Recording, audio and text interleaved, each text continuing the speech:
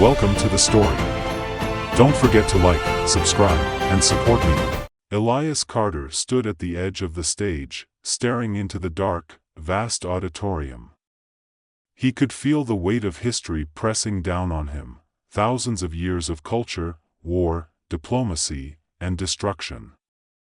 The Galactic Council Chamber, an enormous spherical building built to house representatives from all species across the galaxy, was usually filled with the cacophony of debate and dispute. Today, it was silent. All eyes, hundreds, maybe thousands of them, were on him. He clutched his instrument, a sleek fusion of a human violin and a Crithan pulse synthesizer, tighter than he'd ever held it before. His palms were slick with sweat, his heart beating wildly in his chest. The air was heavy with anticipation, thicker than any atmosphere he had ever breathed. The fate of the galaxy rested on the next few moments. What had started as an innocent concert invitation had turned into something much bigger than he could have ever imagined. Behind him, the representatives of the Galactic Council sat in their designated sections, divided by species, their rows curving around the chamber like the petals of a cosmic flower. Elias had seen most of them before, on holoscreens and in the news, but seeing them all together in person, feeling their collective presence, was something else entirely. Crithan diplomats with their sharp, insectoid features clicked their mandibles impatiently. The Votari representatives, their tall, willowy forms shifting almost imperceptibly, radiated their silent telepathic hums. The Braxer, a warrior species with thick, leathery skin, sat stoic and rigid, their massive frames dwarfing those around them. Across the chamber, the sleek, silver Erythians, beings of pure logic, observed the proceedings with cold, calculating eyes. And then there were the Zargath, watching from the shadows, their presence barely acknowledged but always felt. They were the true wild card, their motives unclear, their history shrouded in mystery. Tension had been brewing for months, ever since the Crithan and Votari clashed over a disputed star system near the Outer Rim. That conflict had rippled through the galaxy, dragging other species into its wake. Now, the fragile alliances that had held the Galactic Council together for centuries were on the verge of collapse. Diplomatic talks had failed. Threats had been made. Armies were mobilizing. If something didn't change soon, war was inevitable. Elias never thought he would find himself in the middle of it all. He was just a musician, after all. A human musician, from Earth, a planet that was often dismissed as insignificant by the more advanced species in the galaxy. But here he was, standing on this stage, with the weight of a galaxy's fate resting on his shoulders.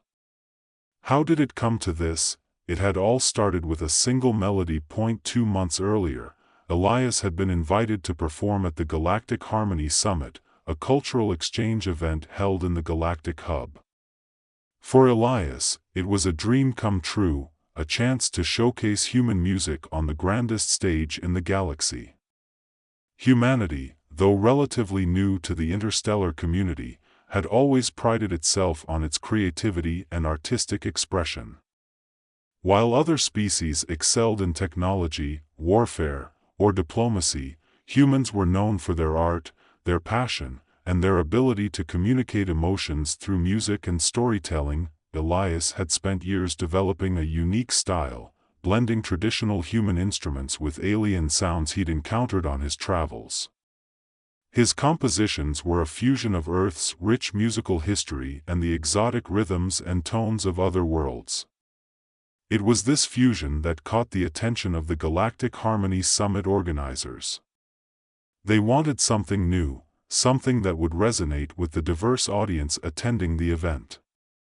Elias was more than happy to oblige. He remembered walking onto the stage that night, feeling a mix of excitement and nervousness. The audience was made up of representatives from dozens of species, each with their own unique way of experiencing sound. Some communicated through clicks and pulses, others through vibrations or telepathic waves. How could he create something that would reach all of them? He wasn't sure, but he trusted in the universal power of music. As he began to play, a hush fell over the crowd. The first notes of his composition, a delicate blend of human violin and Crithen pulse tones, floated through the air.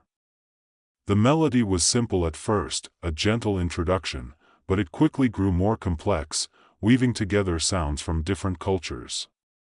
The rhythmic pulses of the Crithen, the ethereal vibrations of the Votari, the deep, thunderous chants of the Braxer, all of it came together in a symphony that defied the boundaries of language and species, and then something remarkable happened.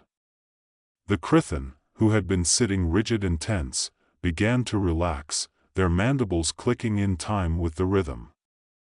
The Votari, usually so reserved, started to hum softly, their telepathic waves syncing with the music.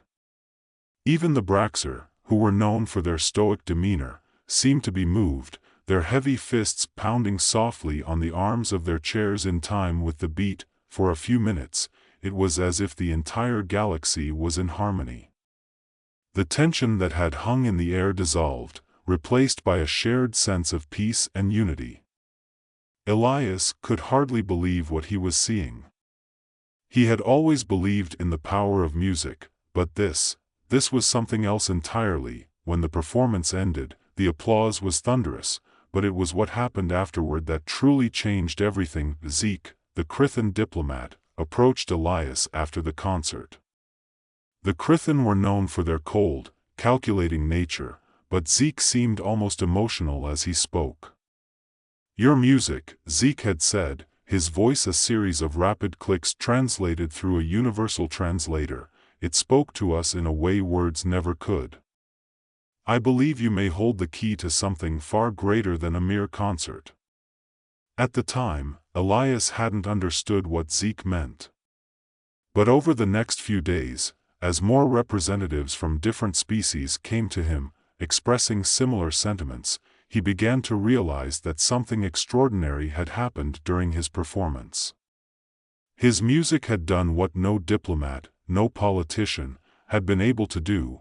It had bridged the gap between species, creating a moment of shared understanding. And then Viona, the Votari diplomat, had approached him with a proposal. "You must compose a galactic anthem," she had said, her voice soft and melodic, her telepathic energy radiating calm. "Something that can unite us all. The galaxy is on the brink of war, Elias.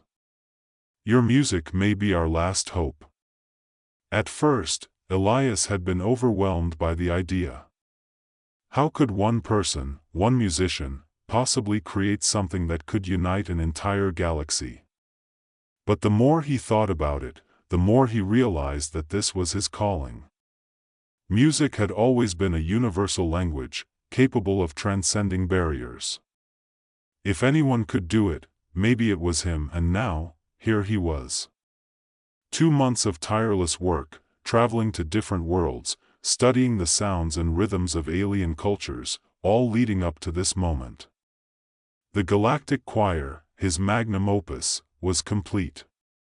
It was a composition unlike anything the galaxy had ever heard, a symphony that blended the sounds of every major species into a single, cohesive whole. But would it be enough? Elias took a deep breath and stepped forward onto the stage. The spotlight illuminated him, casting long shadows across the floor. He could feel the weight of every eye, every mind, every heart in the room pressing down on him. This was it. He raised his bow and drew it across the strings, the first note resonating through the chamber like a heartbeat. The Crithen clicks joined in, followed by the telepathic hum of the Votari, the deep chants of the Braxer, the mathematical tones of the Erythians. The sounds intertwined, building in complexity and intensity, weaving together a tapestry of sound that seemed to transcend time and space. As the music reached its crescendo, Elias could feel the energy in the room shift. The tension that had been so thick moments before began to dissolve. Representatives who had been glaring at each other across the chamber now sat quietly, their eyes closed, their minds open. The music was reaching them, connecting them, healing the wounds that centuries of conflict had inflicted. In that moment, Elias understood something profound. It wasn't just the music that was powerful, it was the shared experience. For the first time, the species of the galaxy were hearing each other, not just with their ears, but with their hearts. The galactic choir wasn't just a symphony, it was a bridge, a way to communicate beyond words and differences. The final notes echoed through the chamber, and for a long moment, there was silence. Then, one by one, the representatives began to rise to their feet, their expressions transformed. The applause that followed was deafening, but it wasn't the applause that mattered, it was the change in the air, the shift in perspective. Elias had done it. Elias stood on the stage, his chest rising and falling with the rhythm of his deep breaths. The applause reverberated around him, an overwhelming wave of sound that seemed to crash over the Galactic Council chamber. But even in the midst of it, he felt a strange, quiet stillness in his mind. His hands, still resting lightly on the strings of his instrument, trembled slightly, but not from fear this time. It was the magnitude of what had just happened, what his music had accomplished. As the representatives of the various species began to murmur amongst themselves, some of them exchanging astonished glances, Elias lowered his bow and stepped back. He was exhausted, both physically and emotionally, but there was no time for rest. A small figure was already approaching him, Zeke, the Krithan diplomat. The insectoid diplomat's multiple limbs clicked together as he made his way toward Elias, his black eyes reflecting the shimmering light of the chamber. "You've done it," Zeke said, his voice carrying the same clicking cadence Elias had come to recognize. There was a strange emotion in Zeke's voice, something rare for a Krithan. Gratitude. "I didn't think it was possible, but I felt it." "We all did." Elias nodded, though he wasn't sure how to respond. He had felt it too, something far beyond the music itself, something that reached deeper than words or logic. It was as if, for a brief moment, every species in the room had experienced a shared consciousness, a mutual understanding that transcended all of their differences. "It's only the beginning," Elias said, his voice hoarse from the strain of concentration. "There's still so much work to be done. The music was just a start. We have to build on this." Zeke's mandibles clicked in agreement. "The council will listen now. They have no choice. You've shown them a path they didn't know existed. But be wary, not everyone will welcome it." Elias glanced across the chamber and caught the cold, calculating gaze of one of the Zargoth representatives. The Zargoth had remained silent throughout the performance, their expression unreadable. They were always shrouded in mystery, their motives never entirely clear, but Elias knew better than to trust them. The Zargoth thrived on chaos, on the divisions between species that allowed them to manipulate galactic politics to their advantage. They wouldn't let go of their power easily. "Thank you, Zeke," Elias said softly, giving the Krithan a respectful nod. "But I have to see this through." Zeke clicked his mandibles again, then turned and disappeared into the crowd of representatives, his thin form blending in with the movement of the council members.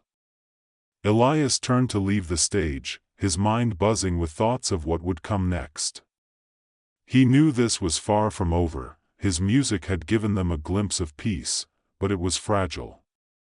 If they didn't act quickly, it would slip away as easily as a forgotten melody. Viona, the Votari diplomat, was waiting for him at the edge of the chamber, her ethereal presence almost ghost-like in the dim light. She didn't speak with words, but Elias could feel her telepathic voice brush against his thoughts, soft and serene. Your music has touched them in ways they don't yet understand, she projected into his mind. But the Zargath, they will resist. They always do. Elias sighed, running a hand through his hair. I know. I saw them watching. Fiona nodded, her gaze drifting toward the far end of the chamber where the Zargath representatives stood in their usual shadowed corner. They thrive on division. They cannot exist in unity. But we must not let them undo what you have created. Elias felt the weight of her words settle on him like a heavy cloak. He had never asked for this responsibility, but now it was his. His music had become something far greater than he had ever imagined, a tool for peace, a bridge between worlds. But it was also a target. He could feel the eyes of the Zargath on him, watching, waiting for a moment of weakness. I'll keep going, Elias said, his voice firmer now. This is only the beginning. Fiona's telepathic presence lingered in his mind for a moment longer before she gave him a small nod and drifted away, her form dissolving into the crowd. Elias took a deep breath, gathering his thoughts. He couldn't let fear or doubt hold him back. The galaxy needed him, and the path forward was clear, even if it was fraught with danger. As he moved through the chamber, representatives from various species approached him, offering words of praise, thanks, and even hope. The Braxer warrior leader clasped his massive hand on Elias's shoulder, a gesture of respect that nearly knocked the air out of him.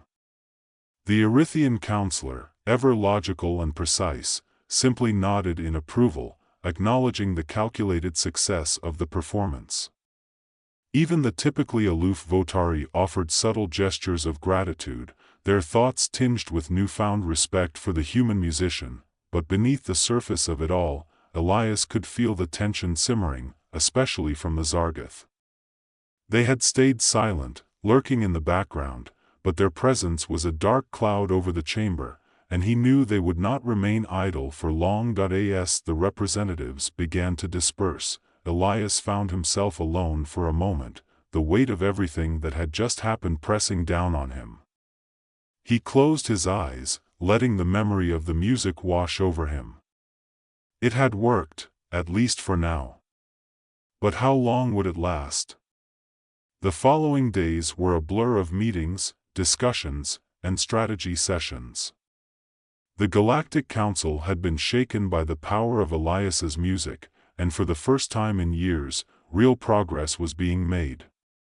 Diplomatic talks resumed with new energy, and the representatives of the warring species began to explore peaceful solutions to their conflicts. It seemed as though the galaxy might finally be on the path to lasting peace, but Elias couldn't shake the feeling that it was all too fragile. The Zargath had remained eerily quiet throughout it all, and that silence worried him more than any open opposition could have. They were planning something, he was sure of it. One evening, after a particularly exhausting day of negotiations, Elias received an unexpected message. It was encrypted and unsigned, but the contents were clear: meet me at the abandoned observatory on Carthax 9. Come alone. Elias's heart raced as he read the message. He knew it was a trap, it had to be. But something about it intrigued him. What could the Zargath want with him? Were they going to try to silence him, to stop his music from spreading its influence? Or was there something more? Against his better judgment, Elias decided to go. The trip to Carthax 9 was long and arduous. The planet was on the outer edge of the galaxy, a desolate world long abandoned by its inhabitants. The observatory itself was a crumbling relic of a once thriving civilization, now reduced to ruins by time and neglect. Elias stepped out of his shuttle and made his way toward the structure, the eerie silence of the planet pressing down on him like a physical weight. He entered the observatory, the dark corridors echoing with the sound of his footsteps. His pulse quickened as he moved deeper into the building, searching for the source of the message. And then, in the center of the main chamber, he saw them, the Zargath, the leader of the Zargath, a tall, shadowy figure, stepped forward, its voice a low, raspy hiss.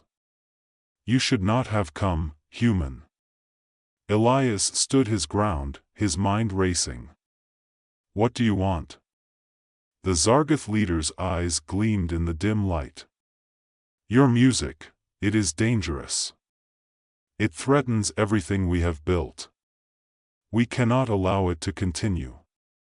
Elias clenched his fists, his heart pounding in his chest. "You can't stop it. The galaxy is changing, and you can't hold it back." The Zargath leader tilted its head, a sinister smile curling across its face. "Perhaps. But we can stop you." Before Elias could react, the Zargath leader lunged toward him, its shadowy form enveloping him in darkness. Elias gasped as he felt the cold tendrils of the Zargath's energy wrap around him, constricting his body, choking the life out of him, but just as the darkness closed in, Elias felt something stir within him, a memory, a fragment of the music he had created. The melody swelled in his mind, filling him with a strength he hadn't known he possessed. He focused on that music, letting it flow through him, and as it did, the darkness began to recede. The Zargath leader recoiled, hissing in pain as the power of the music pushed it back. Elias's eyes blazed with determination as he stood tall, his mind and body vibrating with the energy of the galactic choir. "You can't stop the music," Elias said, his voice steady and strong. "It's bigger than any of us. It's the future." The Zargath leader snarled, retreating into the shadows. "This isn't over, human." Elias watched as the Zargath disappeared into the darkness, their presence fading away. He stood there for a long moment, his body trembling with the adrenaline of the encounter. The Zargath were right about one thing: the music was dangerous. But not in the way they thought. It was dangerous because it had the power to change everything, to break down the barriers that had kept the galaxy divided for so long, and Elias would not let anyone stand in the way of that change. As he made his way back to his shuttle, Elias knew that his journey was far from over. The music had only just begun.